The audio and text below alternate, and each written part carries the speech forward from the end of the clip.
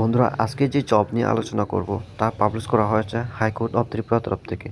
তাহলে চলুন বন্ধুরা দেখে নিই সেই নোটিফিকেশন পাতায় ডিটেলসে কী দেওয়া রয়েছে। এই হচ্ছে সেই নোটিফিকেশন বন্ধুরা। এই নোটিফিকেশন পাবলিশ করা হয়েছে 5ই ডিসেম্বর 2024।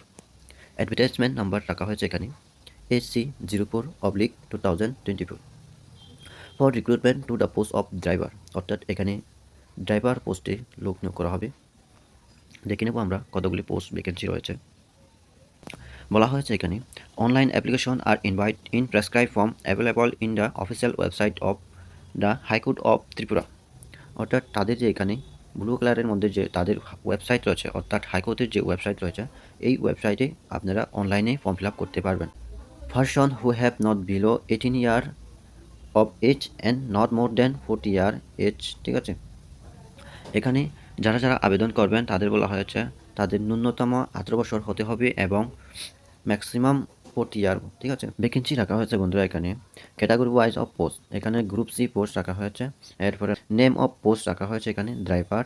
এরপরে নাম্বার অফ ভ্যাকেন্সি রাখা হয়েছে এখানে 7টা। এরপরে পে স্কেল যদি আমরা আলোচনা করি, এখানে রেগুলার পার মান্থ রয়েছে এখানে আপনার 21,400। এরপরে আপনার ফিক্সড পে রয়েছে এখানে 16,050 টাকা, ঠিক আছে। তাহলে এবার দেখে নেব আবার এখানে ক্যাটাগরি ওয়াইজ পোস্টগুলি ভাগ করে দেওয়া রয়েছে।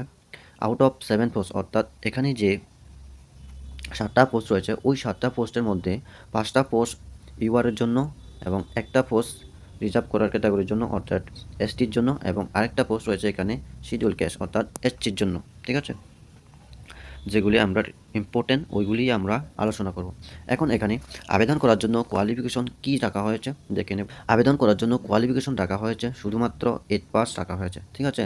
এবং তার সমতুল্য যদি আপনার কোয়ালিফিকেশন থাকে, সাথে যদি আপনার ড্রাইভিং লাইসেন্সটা থাকে, কমার্শিয়াল ড্রাইভিং লাইসেন্স লাগবে কিন্তু।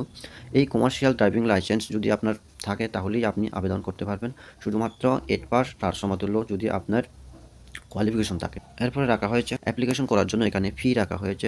যারা ইউআর ক্যাটাগরি থেকে বিলং করবেন তাদের জন্য এখানে 400 রাখা হয়েছে, এবং যারা এসসি এসটি রয়েছেন তাদের জন্য এখানে 200 ফিস রাখা হয়েছে। ইম্পর্টেন্ট নোটস এর মধ্যে রাখা হয়েছে অনলাইন অ্যাপ্লিকেশন, দেখে নেব। এই নাম্বারে বলা হয়েছে candidate have to submit application through online application portal only, অর্থাৎ আপনাকে এখানে শুধুমাত্র অনলাইনেই আবেদন করা যাবে, অফলাইনে আবেদন করা যাবে না। বি নাম্বারে রাখা হয়েছে online application portal will be available on the high court website. Application submission করার জন্য এখানে ডেট রাখা হয়েছে 6 তারিখ 12 মাস 2024 থেকে 6 তারিখ 1 মাস 2025। এরপরে বলা হয়েছে date of selection test and downloading of admit card will be notify later on, ঠিক আছে, মানে পরে জানিয়ে দেওয়া হবে এখানে। Test centre time and duration, ঠিক আছে, অর্থাৎ এখানে এক্সাম সেন্টার এবং কত ঘন্টায় পরীক্ষা হবে সেই সমস্ত বিষয়গুলি পরে অ্যাডমিট কার্ডে মেনশন করে দেওয়া হবে। বন্ধুরা, তাহলে আজকে এতটুকুই। ভিডিওতে যদি কোনো ভুল ত্রুটি থাকে বা আপনাদের যদি কোনো কোয়েরি থাকে তাহলে অবশ্যই কমেন্ট বক্সে জানিয়ে দেবেন। ভিডিওটা শেষ করার আগে আমি আপনাদের কাছে ছোট্ট একটা রিকোয়েস্ট রাখবো, যারা আমার চ্যানেলটাকে সাবস্ক্রাইব করে রেখেছেন আপনাদেরকে অসংখ্য ধন্যবাদ, এবং যারা এখনও সাবস্ক্রাইব করেনি আপনারা প্লিজ সাবস্ক্রাইব করে যান, যাতে আমি যখনই এমন গভর্নমেন্ট জব নোটিফিকেশন নিয়ে আলোচনা করব তখন সঙ্গে সঙ্গে আপনাদের কাছে নোটিফিকেশন চলে আসে। তাহলে বন্ধুরা, দেখা হবে আগামী নেক্সট ভিডিও নিয়ে।